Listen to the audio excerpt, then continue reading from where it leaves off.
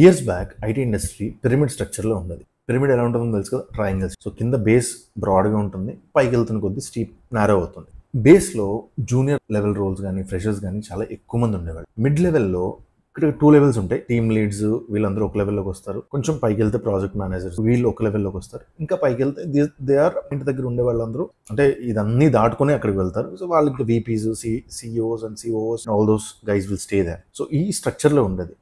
ఈ స్ట్రక్చర్లో ఉండడం వల్ల ఏమయ్యేది, బేస్ లెవెల్లో ఎక్కువ మంది కావాల్సి వచ్చేది. సో బల్క్ హైరింగ్స్ కానీ వాకిన్స్ కానీ ఇలా చాలా ఎక్కువ పెట్టేవాళ్ళు. ఒక డిగ్రీ ఉండి లాంగ్వేజ్ బేసిక్ స్కిల్ ఏదైనా ఒకటి వచ్చి ఉంటే ఎంటర్ అయ్యే పాసిబిలిటీస్ ఎక్కువ ఉండేది. కానీ టైంతో కరెంట్ స్టేట్లోకి వచ్చేసరికి ఈ పిరమిడ్ షేప్ కాస్త డైమండ్ షేప్గా మారింది. టాప్ స్టీప్ ఉంటుంది, డౌన్ కింద స్టీప్ ఉంటుంది, మిడ్ లెవెల్ గ్రో అయింది. ఇక్కడ ప్రాబ్లం ఏంటి, కింద ఫ్రెషర్స్ వీళ్ళకి ప్లేస్ తక్కువ ఉంది, పై places same, mid level and కొంచెం సీనియర్ లెవెల్ రోల్స్ అన్ని కూడా పెరుగుతూ వచ్చినాయి అనమాట. ఈ ట్రాన్సిషన్ ఎప్పుడు జరిగింది అంటే పోస్ట్ కోవిడ్ ఎరా కొంచెం ట్రాన్సిషన్ స్టార్ట్ అయింది. But with abnormal growth of AI and advancements of AI తెలియకుండానే ట్రాన్సిషన్ అనేది జరిగిపోయింది. ఫైనల్గా the reason is very simple and at the same time it's very powerful. Automation, AI. Earlier repetitive coding tasks గానీ testing tasks కానీ support టీమ్ని junior team చాలా మందికి అవి అసైన్ చేసేవాళ్ళు.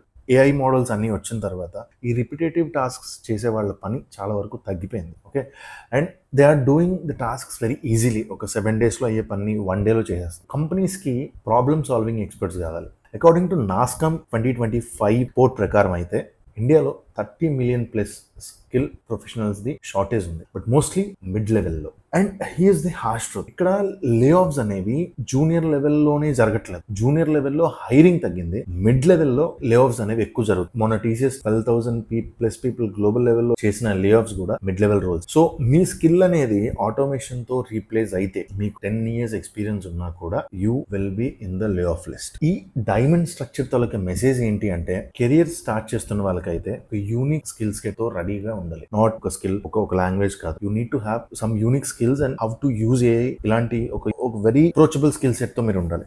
ఆల్రెడీ వర్క్ చేస్తున్న వాళ్ళకైతే మీకున్న ఎక్స్పీరియన్స్ ఒకటే కాకుండా మీ స్కిల్ సెట్ రిలవెన్స్ ని మెయింటైన్ చేయాలి. Problem solving, creativity, leadership, AI, cloud, cyber security, product design లాంటి ఏరియాస్లో వాల్యూ క్రియేట్ చేయాలి. You need to show the value to the company. ఫైనల్గా ఏంటంటే మీ రోల్ అనేది ఏఐకి ఈజీగా టార్గెట్ కాకుండా ఉండాలి. So at the end jobs అనేవి పోవడం లేదు, perspective with which companies are looking towards that particular job roles అనేది మారుతుంది. అండ్ దానికి ఏఐ అనేది చాలా ఎక్కువ ఇన్ఫ్లుయెన్స్ చేస్తుంది. సో మీరు కంపెనీ స్ట్రక్చర్ని అర్థం చేసుకొని మీ స్కిల్స్ని మార్కెట్ ఫ్యూచర్కి అలైన్ చేసుకుంటే ఈ డైమండ్ ఎరాలో సర్వైవ్ అవ్వడం మాత్రమే కాదు, you will shine. Thank you.